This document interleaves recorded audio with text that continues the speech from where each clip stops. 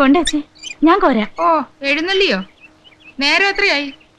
ആഫീസിൽ പോന്നല്ല വീട്ടു ജോലിക്ക് വരേണ്ടത്. നീ അടുക്കളയിലോട്ട് ഇത്തിരി പുട്ടും ദോശ ഉണ്ടാക്കിയേ. മുരളി ഇപ്പൊ കുളി കഴിഞ്ഞു വരും. മുരളി വന്നോ? ആ, എന്തേ മുരളി എന്ന് കേട്ടപ്പോ ഒരു മുഖപ്രസാദം? അവനാരാ, നിന്റെ കാമുകനോ? 6-7 കൊല്ലം ഗൾഫിൽ കഴിഞ്ഞവനാ. നോക്കിയേ, അവന്റെ മുമ്പിൽ ചെന്ന് കുണിങ്ങാലുണ്ടല്ലോ.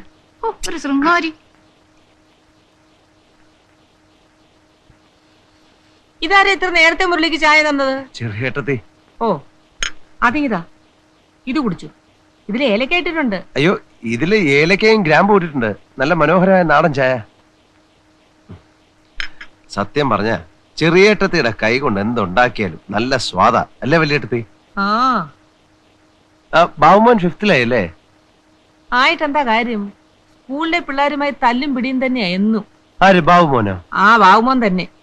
ടീച്ചർമാർക്കൊന്നും കണ്ണെടുത്തിട്ടുണ്ടേ കണ്ടുകൂടാ.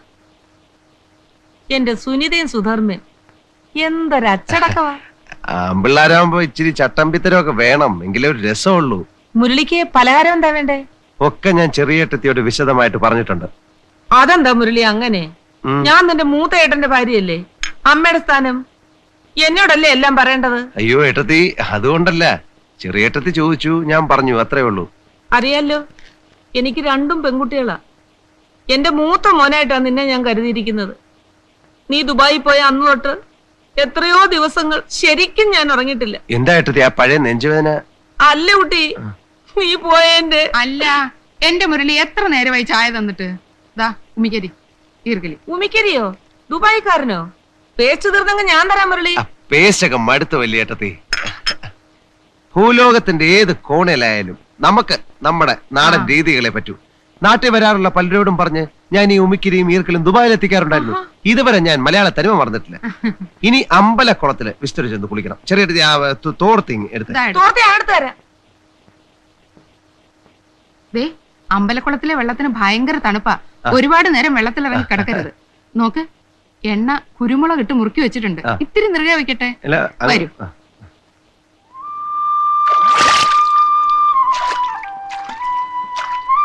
എന്താ പാപ്പാ, നീ ഇറങ്ങുന്നില്ലേ? ഏയ്, നേര് പറഞ്ഞ ഇവിടെ ഇപ്പൊ ആരും കുളിക്കാറില്ല. അതെന്താ? ആളുകളൊക്കെ കുളി ബാത്റൂമിലാക്കില്ല. പപ്പാ, നിനക്ക് ഓർമ്മയുണ്ടോ, പണ്ട് ഇതിന്റെ ചുറ്റും മഷിത്തണ്ടായിരുന്നു. കുളിയും കഴിഞ്ഞ് മഷിത്തണ്ടും പൊട്ടിച്ചോണ്ടാ നമ്മളൊക്കെ മടങ്ങാറുള്ളത്. നമ്മുടെ ഗോപി ഹംസയൊക്കെ ഇപ്പൊ എന്ത് ചെയ്യുന്നു? ഗോപി റേഷൻ കട നടത്തുവാ. ഹംസടവരറിഞ്ഞില്ലേ? ഇല്ല. എന്തു പറ്റി? അവനെ പോലീസ് പിടിച്ചു. അയ്യോ, എപ്പോ? അവൻ എനിക്ക് കത്തയച്ചിരുന്നപ്പോ ഒന്നും എഴുതിയിരുന്നില്ലല്ലോ. എഴുതൂല്ലല്ലോ, വ്യാജ ലോട്ടറി ടിക്കറ്റ് വിറ്റു. ആദ്യം നാട്ടുകാരുടെ തല്ല് കിട്ടി, പിന്നെ പോലീസിന്റെ. വിജയനാ പോസ്റ്റ്മാന്റെ മോളെ കൊണ്ട് സ്ഥലം വിട്ടില്ലേ? ഓഹോ, അപ്പൊ നമ്മുടെ കൂട്ടുകാരൊക്കെ ആകെ കുഴപ്പക്കാരായി മാറുകയാണ്. ചേട്ടാ, ഞാൻ മാത്രം ഉള്ള ജോലിയും കൊണ്ട് മര്യാദക്കാരനായി കഴിയുക. അതെ, മറ്റുള്ളവരോട് ചോദിക്കട്ടെ.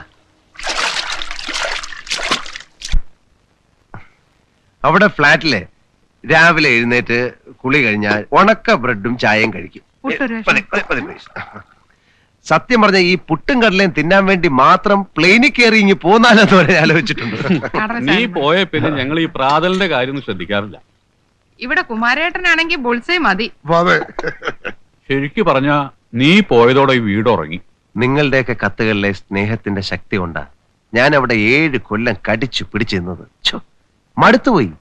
എന്താ അവിടുത്തെ ചൂട്, എന്താ അവിടുത്തെ വരണ്ട കാറ്റ്. മുറിയിലൊക്കെ AC ഉണ്ടെന്ന് എഴുതിയിരുന്നല്ലോ. എന്ത് AC? അതൊക്കെ മുറിക്കകത്ത് പണിയെടുക്കുന്നവർക്കല്ലേ ഏട്ടത്തി.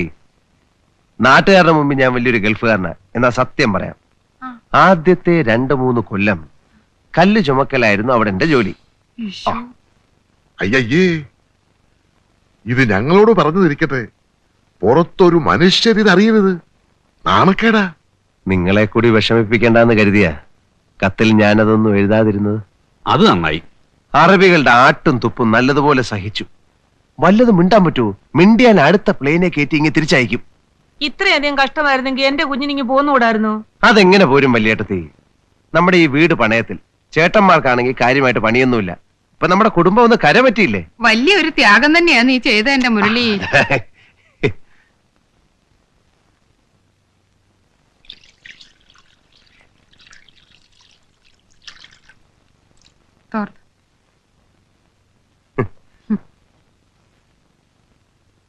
അതുകൊണ്ട് ഇനിയുള്ള കാലം ഇവിടെ തന്നെ കഴിയാമെന്നാ ഞാൻ വിചാരിക്കുന്നത്.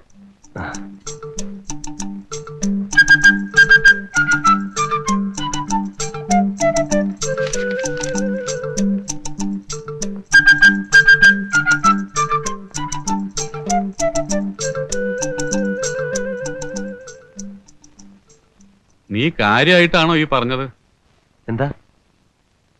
നീ കാര്യമായിട്ട് തന്നെയാണോ ഈ പറയണേന്ന്? അതെ വല്യേട്ടാ, എനിക്ക് അവിടെ മടുത്തു. കാലത്ത് എഴുന്നേറ്റാൽ എന്നും ഒരേ കാഴ്ച. നോക്കത്താ ദൂരം നീണ്ടു കിടക്കുന്ന എണ്ണപ്പാടങ്ങൾ, കാതടപ്പിക്കുന്ന യന്ത്രങ്ങളുടെ ശബ്ദം, തെങ്ങും തോപ്പില്ല, വാഴയില്ല, മരിച്ചീനിയില്ല, നെൽപ്പാടമില്ല, കണ്ണിന് കുളിർമയുള്ള യാതൊന്നും അവിടെ ഇല്ല. പനയില്ലേ? ഈന്തപ്പന. അതുകൊണ്ട് എന്താ കാര്യം ചേട്ടാ? ഇവിടെ ഉള്ളതൊന്നും അവിടെ ഇല്ലെന്നാ ഞാൻ ഉദ്ദേശിച്ചത്. അവിടെയുള്ളതൊന്നും ഇവിടെ ഇല്ലല്ലോ. ഇഷ്ടം പോലെ പെട്രോളും ഡീസലും, ഇഷ്ടം പോലെ ഒട്ടകങ്ങൾ. ഞാൻ പറഞ്ഞത് ചേട്ടന് മനസ്സിലായിട്ടില്ല. അന്നാട്ടില് വിഷു ഉണ്ടോ? വിഷുവിന് പടക്കം പൊട്ടിക്കലുണ്ടോ? അന്നാട്ടിൽ ഓണം ഉണ്ടോ? ഓണത്തിന് പൂ പറിക്കലുണ്ടോ? ഓ, അതാണോ കാര്യം? അങ്ങനെയാണ് നീ പോകുമ്പോ കുറച്ച് പൂവും പഴക്കവും ഒക്കെ പാക്ക് ചെയ്തെടുത്തോ.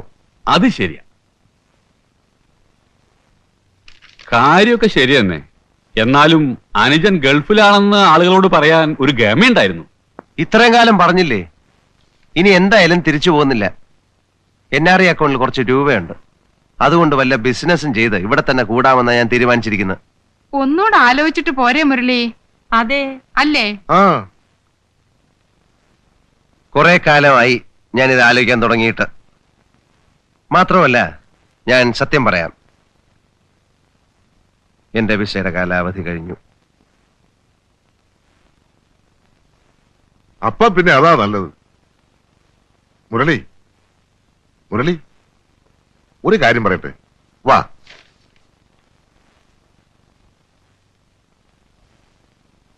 ഹലോ, പരിചയപ്പെടുത്തണ്ടല്ലോ, എന്റെ ഏറ്റവും പ്രിയപ്പെട്ട അനുജൻ മുരളീധരൻ. ഇത് സണ്ണി ലൂക്കോസ്, ഇത് ജോണി പാറക്കാട്. ഹലോ. ഇതെന്താ എല്ലാരും ഒരേ വേഷത്തിൽ, ഈ വളയും ജുബ്ബയൊക്കെ? ഞങ്ങൾ അബ്കാരികള് പൊതുവെ ഈ വേഷത്തിലാ. നീ 6-7 കൊല്ലം ഗൾഫിലായിരുന്നുകൊണ്ട് കേരളത്തിലെ സ്ഥിതികളെ കുറിച്ച് ശരിക്കും അറിഞ്ഞിട്ടുണ്ടാവില്ല. ഒരു അബ്കാരി കോൺട്രാക്ട് എന്ന് പറഞ്ഞാൽ ആരാ? രാഷ്ട്രീയക്കാർക്ക് വരെ ഞങ്ങളെ പേടിയാ.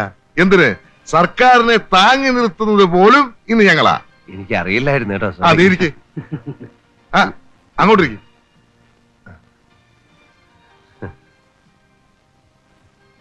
വീട്ടിലാകുമ്പോ എല്ലാം തുറന്ന് സംസാരിക്കാൻ പറ്റില്ല.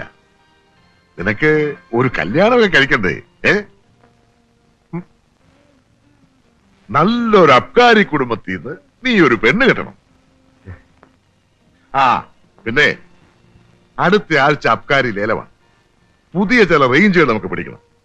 അന്തസ്സുള്ള എന്തെങ്കിലും ബിസിനസ്സിലെ എന്റെ അനയം ചെന്ന് ചാടാവൂ എന്നെനിക്ക് നിർബന്ധമുള്ളതുകൊണ്ട് ഞാൻ പറയുക. നിന്റെ NRI അക്കൗണ്ടിലുള്ള പണം കൊണ്ട് ചെയ്യാവുന്ന ഏറ്റവും ലാഭമുള്ളതും അന്തസ്സുള്ളതുമായ ഏക ബിസിനസ് അബ്കാരി ബിസിനസ്സാണ്. എനിക്ക് അതിനെപ്പറ്റി വലിയ ഒന്നും അറിയില്ലല്ലേ? അതിനല്ലേ ഞങ്ങളൊക്കെ ഇവിടെ ഉള്ളത്. നീ ഒന്നും അറിയണ്ട, കണക്ക് നോക്കുക, ലാഭം വാങ്ങി പോക്കറ്റ് ഇടുക. അത് ചെയ്യാൻ ബുദ്ധിമുട്ടൊന്നുമില്ലല്ലോ. അതിന് ബുദ്ധിമുട്ടൊന്നുമില്ല. എന്നാലും മറ്റൊന്നും ആലോചിക്കാനില്ല. പക്ഷേ ഒരു കാര്യം, സംഗതികൾ പുരോഗമിക്കുന്നവരെ ഈ വിവരം പുറത്ത് ആരോടും പറയണ്ട.